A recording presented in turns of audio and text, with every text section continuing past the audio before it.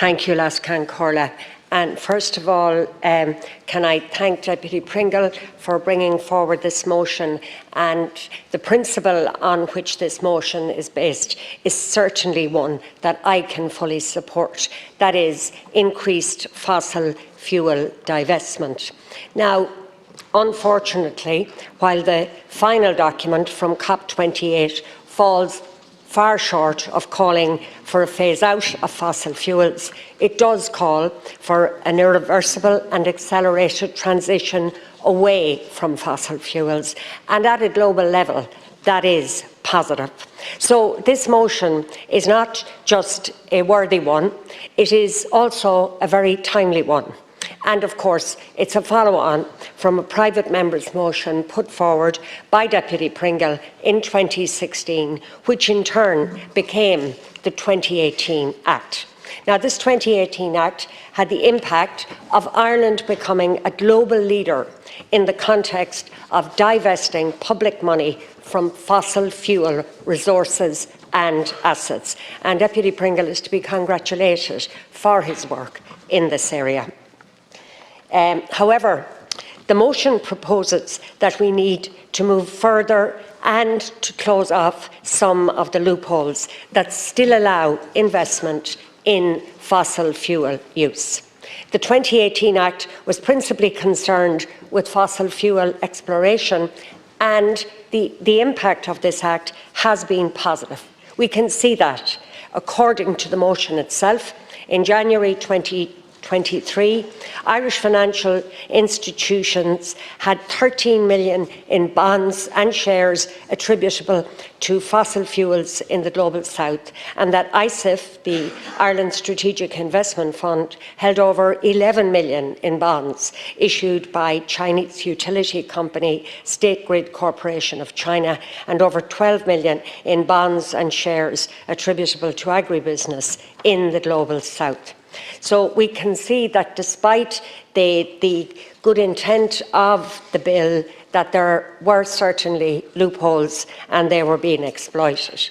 The 2023 ActionAid report proposed that the government consider the scope of the 2018 Act and that the Act be amended and go beyond divestment in fossil fuel undertakings to include divestment in fossil fuel utilisation.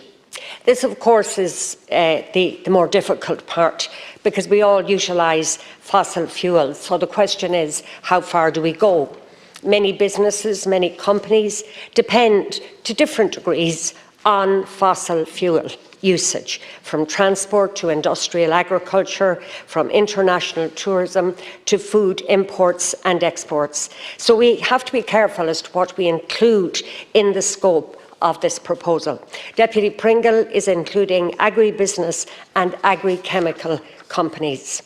Agribusiness is a very general term, and I know that there's a paragraph fully describing industrial agriculture. But included in this definition are the phrases mechanised farming and commodity crops destined for export.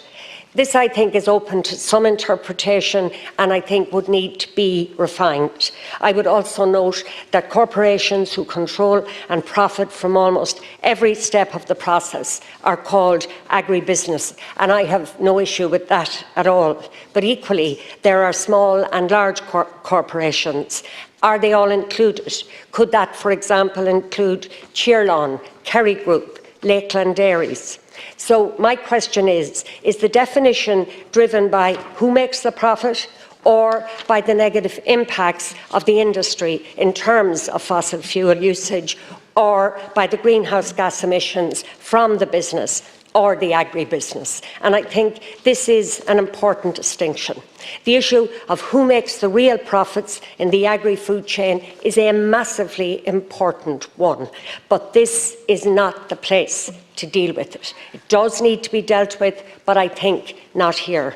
I think in this bill we need to concentrate on the negative impacts of the industry in terms of fossil fuel usage, and also in the context of the greenhouse gas emissions from whatever business is concerned. So I think all of these matters have to be teased out, and the scope of this bill has to be, I think, made clearer. But however, as I said at the beginning, the principle on which this proposal is based is a sound one, and I am happy to support it. Thank you, Deputy.